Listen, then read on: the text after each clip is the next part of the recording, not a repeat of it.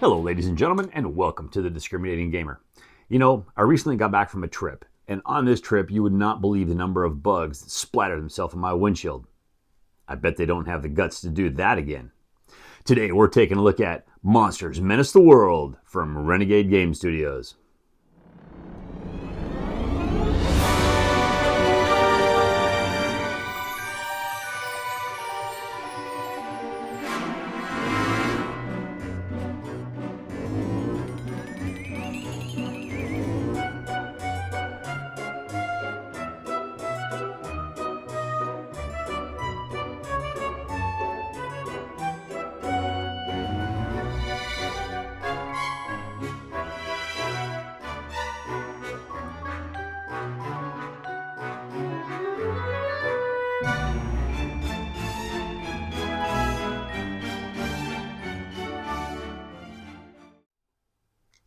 In Monsters Menace the World from Renegade Game Studios, 2 to 4 players are going to take on the role of one big giant monster that's going to run around. He's going to menace the world. He's going to have a little minion that's going to help him on his side. You're going to have an army that's going to try to take him out.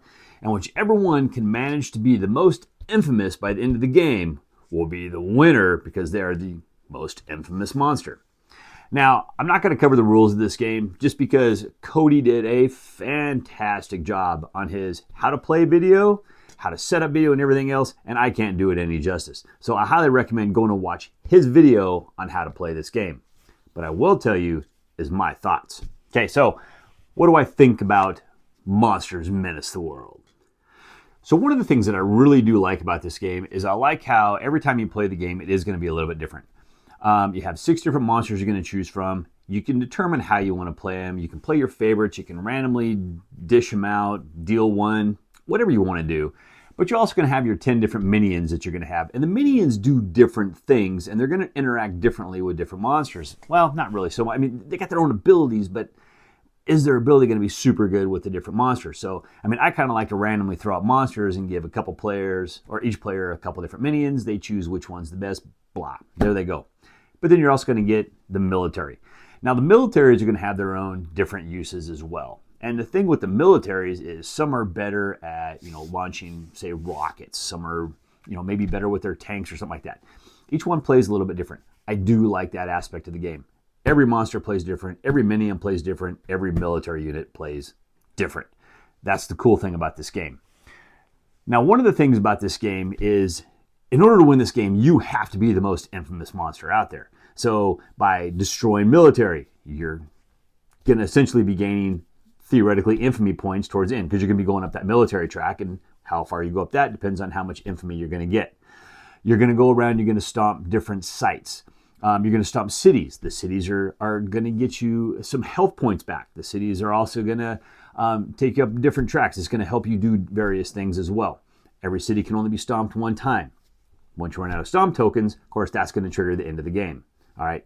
The other thing you're going to be able to do is you're going to be able to stomp the sites, the radioactive sites and different stuff like that. And you're going to be able to increase your monster's abilities. By increasing your monster's abilities, it's going to get you more infamy. It's going to make you stronger. You know how it goes. The tougher you get, the harder it is for you to, say lose. Maybe defeat the other monster. You know how it is. You're also going to be able to increase your military. And increasing your military is going to be advantageous as well because they're going to have different special abilities, and you need to try to take as many of those special abilities as you possibly can. So all of those, you definitely need to work on each one of those. Now, the main thing about this game is you're running around and you're stomping all the different sites. That's the main thing. You're stomping the military units. You got to do that. The game also leads itself to you kind of want the monsters to go fight each other. But one of the things I found about this game is as the monsters go on and fighting each other, it takes a long time for you to take them down and to maybe defeat them. You get more infamy points, but the number of rounds it sometimes takes in order to defeat another monster compared to doing something else, I don't see the payoff on the infamy points. So for the most part, when we play the game, it seems like the monsters just kind of stayed away from each other. We tried doing monster battles up front, but those two monsters, they were falling behind in infamy because everybody else is going around stomping everything else, getting closer to that end game. Well, now they had to go play catch up. All right. Some monsters are also better at that. So you may have a monster that may be better at going after other monsters. then that's what you need to do. But if you don't have one that's going to give you that much of an advantage, it's not going to matter too much. You know, some monsters, they move into a space with military. You're going to cause a conflict. Or actually, I think it's one monster does this. You're going to cause a conflict, but they push the military out, which means there's less military that's going to be there for them to be able to destroy. Yes, they're not going to go up the military track as much, but there's also not going to be that many military left to be able to attack them as they say get in the area. So, or when they get to their turn to be able to combat. So that's one of the things that you got to play around with as well. You have to play each monster to its strengths, and you have to play each minion to its strengths. Try to find the synergy, what's going to work the best between your monsters and your minions. Now, the one thing the one thing I find interesting about this game as well is the military. Okay, the military to me is almost one of my favorite parts of the game, because the cool thing about the military is every player has control of a military unit, a minion, and a monster. But your military unit is also the enemy of your own minions and monsters. So you're kind of using your military to go after the other minions and monsters, but you got to keep yours out of your own military section. So it's this really unique play, and I actually really did enjoy that aspect of the game. I thought it was very fun, very, very enjoyable. The phases of the game are pretty straightforward. I like the way they rolled out. I mean, because you have to move all your units before you can do anything else. You're going to fight anything that's in a conflicted area. Then you're going to encounter the space if it's an empty space. So if you got military in a city space, you got to get those military out if you want to try to stomp it. And then at the very end, you're going to be able to deploy your units and unstomp cities of areas that you control, or different home worlds based on the rules and how you can. So the phase sequences are very simple. They're very fast. I think this is about a 90-minute game. I can see this game actually being faster than that. If you have a lot of AP, or maybe there's a lot of different combats, I can see maybe it going a little bit longer, but it's not a super long game. It's pretty straightforward, and it's enjoyable. I had fun playing it. It didn't overstay its welcome too much. It was maybe trying to get to that point, but it was an enjoyable game. So in this game here, Monsters Menace the World is actually kind of a readaptation of Monsters Menace America, which came out like in 2005, I think it was. And that was a readaptation of the original game, which came out in, I think it was 98 or 89. I get my numbers backwards sometimes, from like Avalon Hill. So this game, the concept of this game has been out for a very, very long time. Now, one of the things I find about this game is it kind of looks like that older game when you look at the map and everything else, and I don't have a problem with that. I'm okay with that. But I feel that it still plays the same as a game that came out in the late 80s, 90s. The gameplay on this one here, I wish they would have maybe improved it a little bit more. Maybe add a few more things to it, because it just really felt like a really old game that got a reprint and maintained its old game status. I would have liked to seen some more stuff really added to this game. Maybe that that's just going to add a little bit more. I would have liked to see more reasons or more ways that if you're doing monster versus monster conflicts, different things that's going to happen. Now, and I have to use a chart for this, so I have to look down. You're going to get infamy by doing different things. Stomping City is going to get you 1 to 3 infamy. Depends upon the number.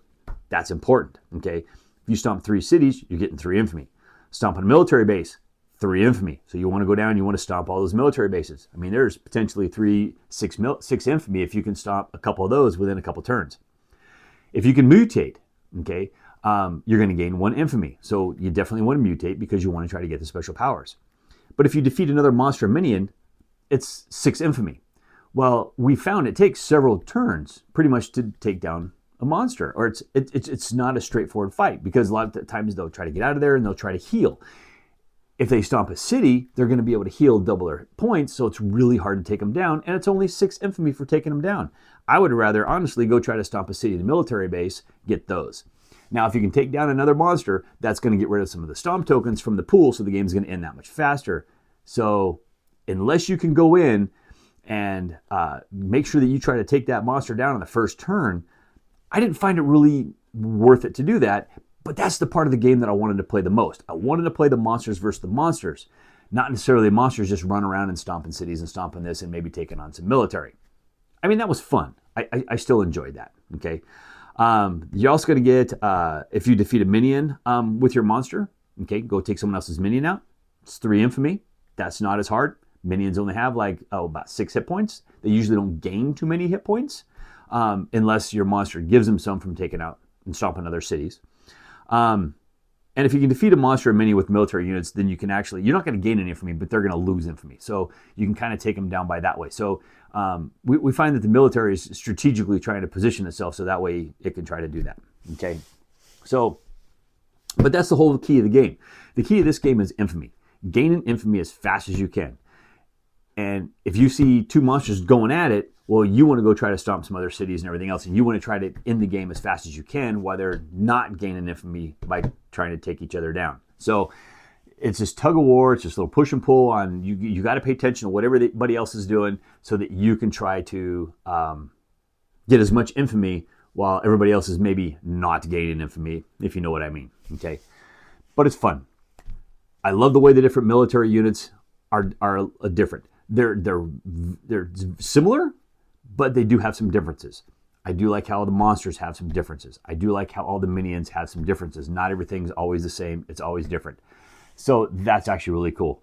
For me, I just wish there was more to this game that really rewarded more monster fighting versus monster fighting, because that to me is where I really wanted to play. I mean, that's the aspect of this game I really wanted to love and I really wanted to dig into, but I found it was the aspect of the game that we did the least. We didn't find the reward good enough to be able to go monster verse, just taking everything else out of the board. And that's just, maybe we played it wrong. I don't think so. Cody did the rules on how to play, so I know we played it right. But it's just when we were playing the game, and I've only played this 4-player, but that's just what we determined. We had early monster battles, never took any of them down, but those were times we were actually losing victory points. And I wish the game would have just got a little bit more of an update. Just give it something a little bit newer. I mean, this game is, from the last reprint, it's 20 years old, and it's, 30-some years old if you go look at the original version of the game. So a little bit more there would have been nice. I think the game looks fantastic on the board. For an old-style looking game, it does, and it looks like an old game, but I love the look of this game. I love the artwork in this game. I love the miniatures in this game.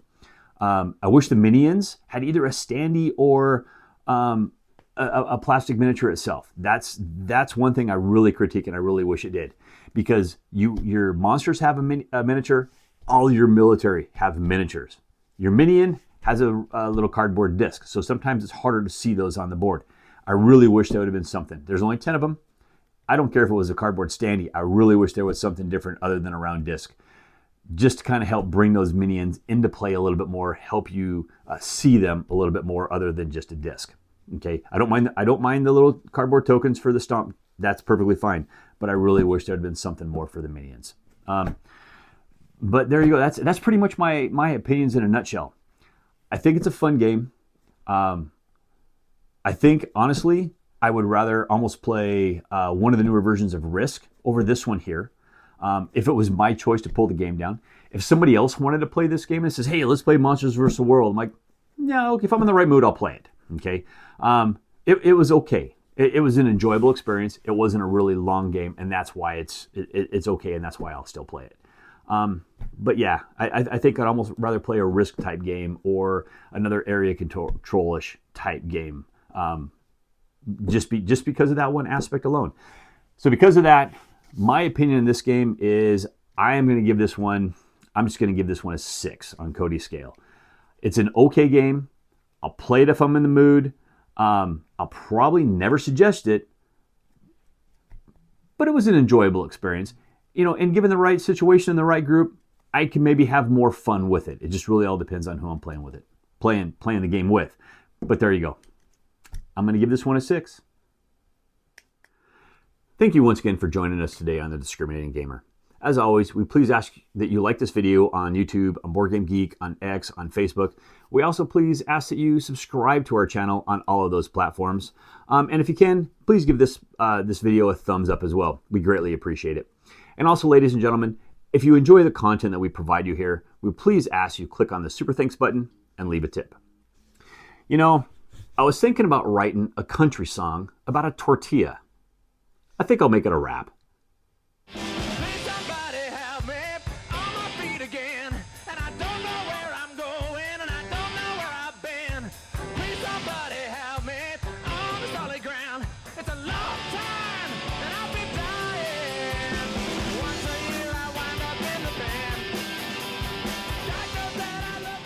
Here, so I need, where are the die? Okay. So, alright, so my dragons first. Oh my god. Yes! Alright. This guy's winning. better.